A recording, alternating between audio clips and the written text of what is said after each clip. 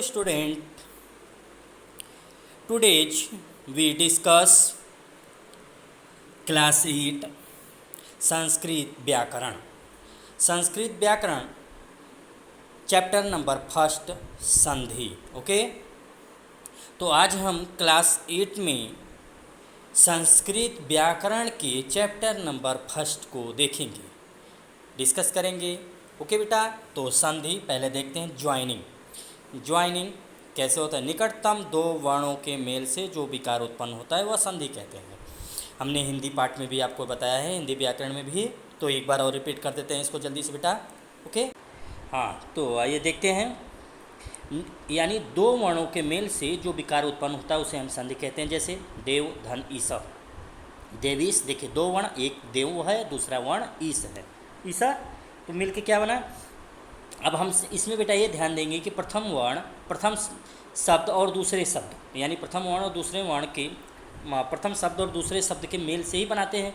प्रथम का लास्ट और सेकंड का प्रथम से मिल के बनाते हैं। जैसे देवः अ, ईशः ई, अ और ई मिल के क्या बन गया? ए बनता है।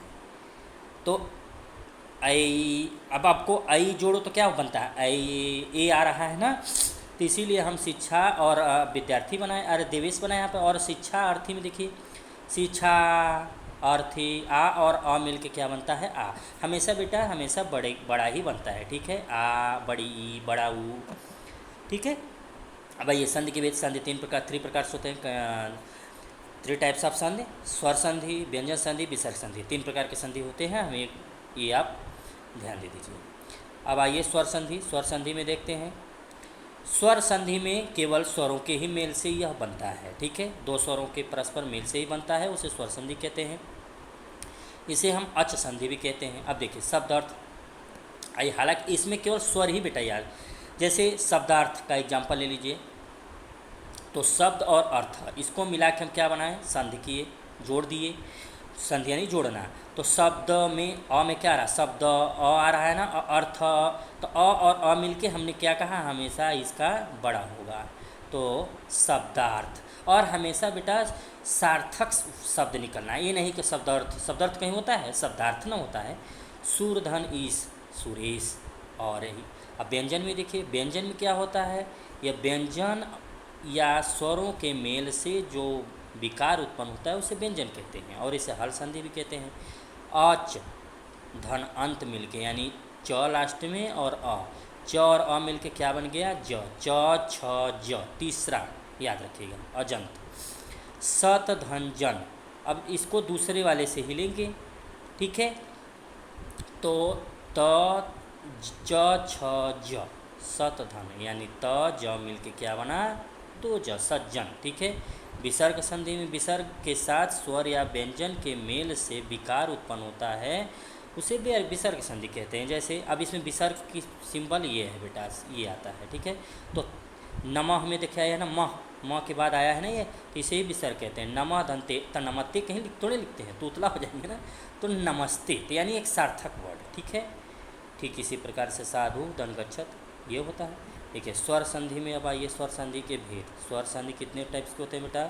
5। दीर्घ, गूढ़, वृद्धि, यौन, आयात। अब दीर्घ को देखिए, यदि हर्ष या दीर्घ, अ ई ऊरी के परे हर्ष या दीर्घ, अ ई, अ बड़ा ई, ऊ और ऋषि वाला री आए, तो क्रम आए, तो उन दोनों के संयोग से क्रमशः दीर्घ आ, बड़ा ई, बड़ा ऊ, ऋषि वाला री बन जाता है, इसीलिए दीर्घ कहते हैं, ठीक है बेटा। ये बड़ा, तो समझे कि बड़ा वाला कब यूज होता है। अब देखिए, अभी एक ही फैमिली में आएगा बेटा, चाहे आप अ को आ से मिलाइए, आ को अ से आ को अ से आ प्लस आ, देखिए सारा से एक है ना, एक ही फैमिली के हैं, और सब में क्या आ रहा है? आ ही आ रहा है। तो आपको ये जोड़ने में बहुत ईजी होगा।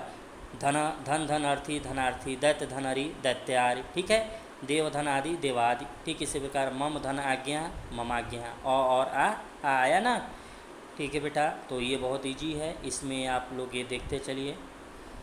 जैसे परीक्षा में आइए देखिए, पर, धन, इच्छा, तो ई और बड़ाई मिलके क्या बना? बड़ाई बन गया परीक्षा। अब बड़ाई हम इधर मात्रा लगाते हैं और छोटा ई इधर मात्रा लगाते हैं, ठीक है। तो परीक्षा बड़ा हो गया। तो हमेशा देखिए बड़ा बड़ा लगा है ना, अब छोटा ऊ बड़ा ऊ गुरुपदेश, तो ये बड़ा है और ये छोटा हो जाता है। ठीक है, तो बेटा इसको देख लीजिए, पृथ्वी धन ईसा पृथ्वी स। आइए नेक्स्ट में देखते हैं, छोटा ऊ बड़ा ऊ, सिंधु धन उर्मी सिंधुर्मी। अब देखिए यहाँ छोटा ऊ क्यों हुआ, क्योंकि सिंधु मैंने बताया ना कि जो इधर जाए ये छोटा ऊ है और इधर बड़ा ऊ जो खुला हुआ वो। ठीक है, तो विधुधन ऊर्ध्वर्मु विध्वर्मु। ठीक है, विध्वन बधुधन उपदेश बधुपदेश। ठीक है, तो हो गया, ये बहुत ईजी है बेटा। अब रीढ़ में री वाले में देख लीजिए, री पितृणम, तो पितृणम पितृणम री, तो ऑलरेडी ये जुड़ा है ना।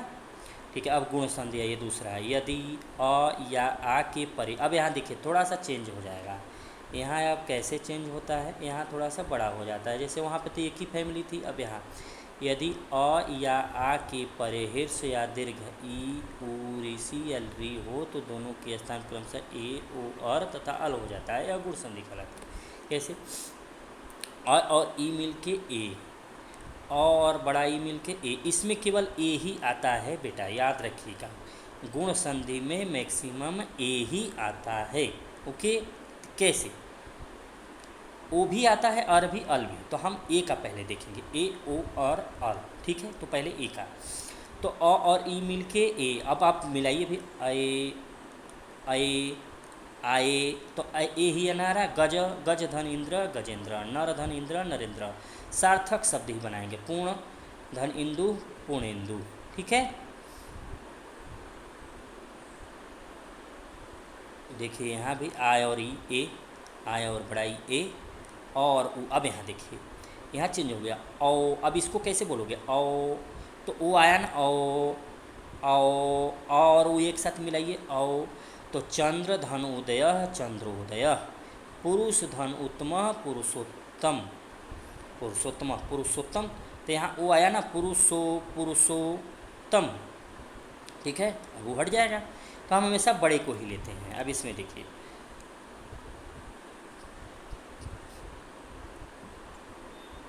अ प्लस बड़ा ऊ ओ, औ आ रहा है ना, कृष्ण धन उरु कृष्ण उरु। अब यहाँ देखिए बेटा, नव धन उड़ा न ओढ़ा, अ और ऊ मिल के क्या बना, ओ बना ना, न ओढ़ा। सूर्य धन ऊर्जा, अ और ऊ मिल के ओ बना, सूर्योजा। ठीक है, तो आ और ऊ ओ, आय और ऊ ओ, और ऋषि। अब यहाँ देखिए थर्ड में, और ऋषि, तो अर ही लगता है हमेशा, और ऋषि वाला री रहे तो अर। सप्त और ऋषि, तो सप्तर्षि अर लग गया। देव धन ऋषि देवर्षि, कृष्ण धन रिद्धि कृष्ण रिद्धि। ठीक है, आ और ऋषि वाला यहाँ भी, यानी जब री लगे तो र, और री लगे तो अल। ठीक है, अब अल में कैसे देखते हैं, आय और लिरी अल, तव धन रिकार। अब तवलकार, अब तवल रिकार तो लिखोगे नहीं, तवलकार तो व में आई जा रहा है और ल में तवलकार, मम लकार। ठीक है, मम लकार। ठीक है, अब वृद्धि संधि आई, वृद्धि, यदि अ या आ से परे ए या ए हो तो दोनों को संयोग से ए हो जाता है। यदि अ या आ से परे ओ या अ हो तो दोनों के संयोग से अ हो जाता है। अब यहाँ देखिए अ आ रहा, एक धन एक, यानी अ और अ मिल के क्या बन गया, और ए, एक और एक और ए मिल के क्या बन गया, ए। ठीक है, ए ना, तो एक एक थोड़ा होगा, एक होगा ना। कृष्ण धन एकत्वम कृष्ण एकत्वम, त्व धन एव तव धन एव तव एव, तो हमेशा क्या लग जाता है, ये वाला एव। ठीक है, अब ये मात्रा समझ जाइएगा कि ये बड़ा ए इसको कहते हैं। परम धन, अब अ ए आ ए अ ओ औ, अब ए तक देखिए, तो महाधन ऐश्वर्यम महेश्वर्यम, आए आ रहा है ना, आए, तो आए की उपमा आ रही है, आए आए आए। ठीक है, अब आइए नेक्स्ट, अ और ओ मिलके औ, वन धन औषधि, यानी अ और ओ मिलके क्या होगा, वन औषधि औ। अब यहाँ पे आप बड़ा और अ और ओ लेके हमेशा बड़ा चलेंगे, यानी लास्ट में देख लीजिए कि और ए बड़ा वाला लेते हैं ए, ए में बड़ा वाला ए, तो बड़ा ए, आ और बड़ा ए, और ओ में औरत बड़ा ओ, ठीक है। तो हमेशा यही लेते हैं बेटा, ठीक है। तव ओष्ठ तवष्ठ, ये याद करने के लिए मैं आपको समझा रहा हूँ अपनी लैंग्वेज में। जल धन ओध जलौध ना, जल धन ओध जन धन ओध जनोध। तो यहाँ देखिए बेटा, अ और औ, आ ओ औ, आ औ औ, तो औ ए औ दोनों ये हैं किसमें, वृद्धि संधि में। वृद्धि संधि में ए औ वृद्धि संधि याद रखिएगा। धर्म धन औत्सुक्यम धर्म औत्सुक्यम, तव औदार्यम तवोदार्यम, ठीक है। औ लग गया ना। गंगा धन ओध गंगाओध, महाधन ओज महाओज, ठीक है। आ और ओ मिलके औ बन गए। अब उम्मीद है समझ जाओगे आप लोग, ये भी समझ जाओगे। यण संधि है ये। यदि हर्ष या दीर्घ ई उ री और री के परे कोई भिन्न स्वर हो तो क्रमशः ई को य, उ को व और री को र और री को ल हो जाता है। जैसे कैसे, आइए इसको भी क्लियर समझ लेते हैं बेटा। यदि हर्ष या दीर्घ ई उ री और री के परे कोई भिन्न स्वर हो तो क्रमशः ई को य, उ को व, री को र और री को ल हो जाता है। जैसे कैसे, ई प्लस स्वर मिल के क्या बना, य प्लस स्वर। कैसे, यदि और अप क्या बन गया, यद्यप य। तो यदि अप, तो यदि अप थोड़े लिखोगे, यद्यपि ना। तो यदि ई आ रहा है और अ में स्वर भी आ रहा है, तो दोनों मिलके क्या बन गया, य। तो यद्यपि। प्रतिधन एकम, प्रति ई और ए मिलके क्या बन गया, य। ई और ए मिलके य। अब ई और उ मिलके क्या बना, देव्यू देव्यवाच, ठीक है। तो देखिए ई वा ई वो, अब यहाँ ई और अ में जोड़िए, ई अ आ रहा है ना, ई अ यद्यपि अ, ठीक है। मधुधन अरि, वो और मधु उ तो यहाँ व आ रहा है ना, व मधुधन मध्वरी। साधु धन आगम साधु आगम, यहाँ भी आ रहा है वा उआ उ और आ, उआ वा आ रहा है ना। इति धन आदि याद, इति धन अप इत्यप। बहुत ईजी है बेटा, बड़ा उ प्लस स्वर व। तो आई होप यू अंडरस्टैंड, ठीक है। अब यहाँ भी देखिए, अब इसमें आ जाइए थोड़ा सा, री और स्वर में र।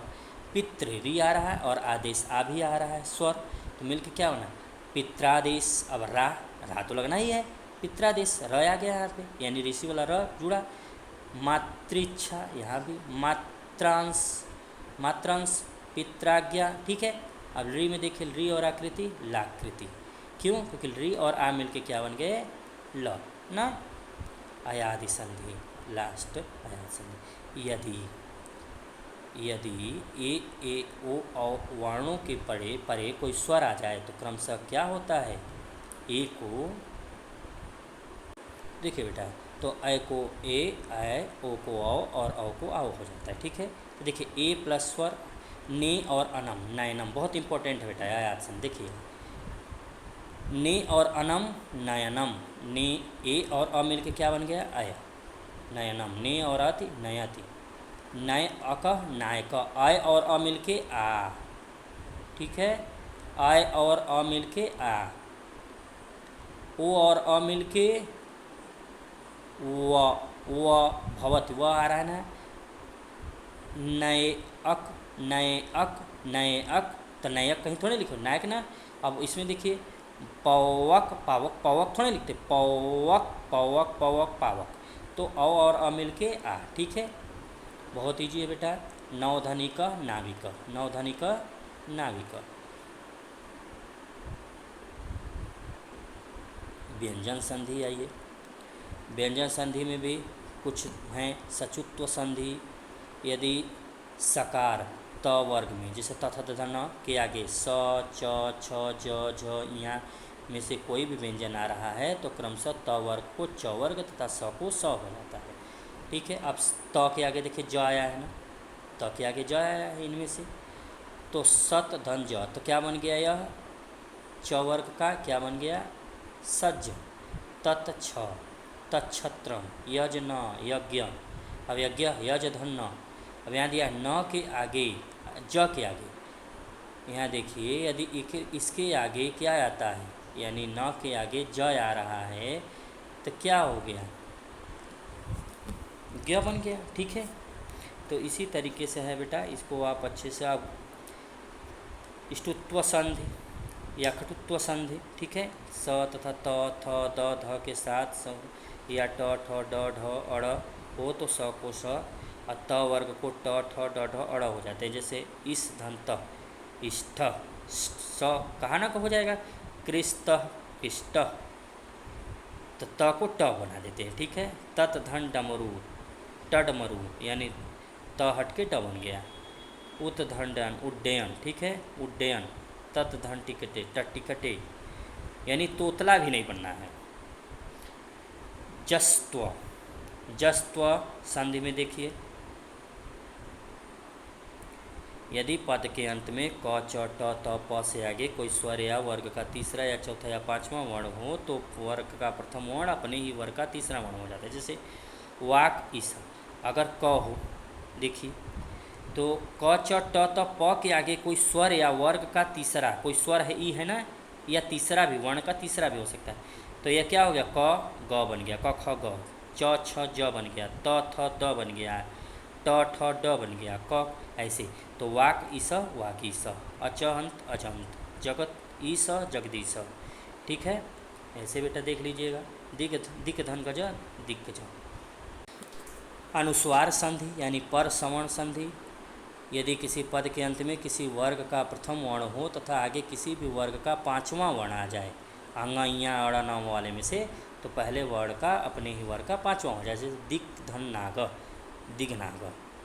ठीक है, यदि किसी पद के अंत में किसी वर्ग का प्रथम वर्ण तथा आगे किसी वर्ग का, देखिए कन तन तम, यानी किस में आ रहा है, इसमें का वो आ रहा है ना, इसमें का, तो क्या बन गया, खड़मुख, ड़ लग गया ना, टठ ड का, तथ तथा न का जगतनाथ लग गया, क का अंग लग गया, दिग्नाथ दिग्नाग।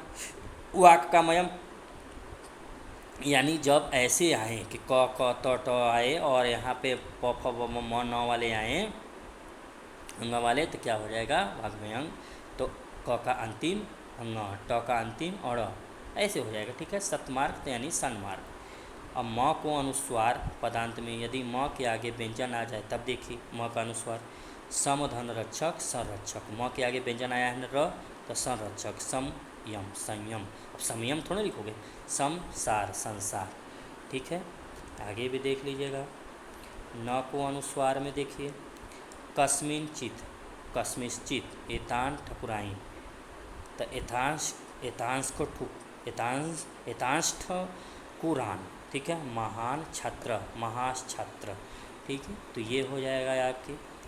अब विसर्ग संधि के कुछ नियम बेटा देख लो। विसर्ग का ओ होना, यदि पदांत में अ का अर्थ विसर्ग आ जाए और उसके आगे किसी वर्ग का तीसरा चौथा पांचवा वर्ण हो, तो य र ल व में से कोई वर्ण हो तो अ के स्थान पर वो हो जाता है। जैसे मन धन हर मनोहर, यानी अ और अ मिल के ओ बन गया ना, मनोहर। मन धन रथ मनोरथ, वो बन गया। रज धन गुण, अब विसर्ग तो रहेगा ही, लेकिन रज धन गुण रजोगुण, मन धन योग मनोयोग। ठीक है, अब इसमें विसर्ग को स ख स होना। निह धन तेज निस्तेज, अब यहाँ पर निह है और तेज है तो स लग जाता है, विसर्ग का स हो जाए, च या छ हो तो। ठीक है, यदि विसर्ग के बाद में त या थ हो, विसर्ग के बाद में है ना त च ट तो हो तो विसर्ग का स, यदि विसर्ग के बाद च या छ हो तो विसर्ग का स, यानी च और छ हो तो ये वाला स, और त या थ हो तो ये वाला स, बड़ा सा। ठीक है, तो निह प्लस तेज निस्तेज। ठीक है, तो ऐसे हो जाए बेटा। अब आइए इसमें, जैसे देखिए निह धन छला निश्छला, निर्धन ठुर निष्ठुर। विसर्ग का र होना में भी देखिए,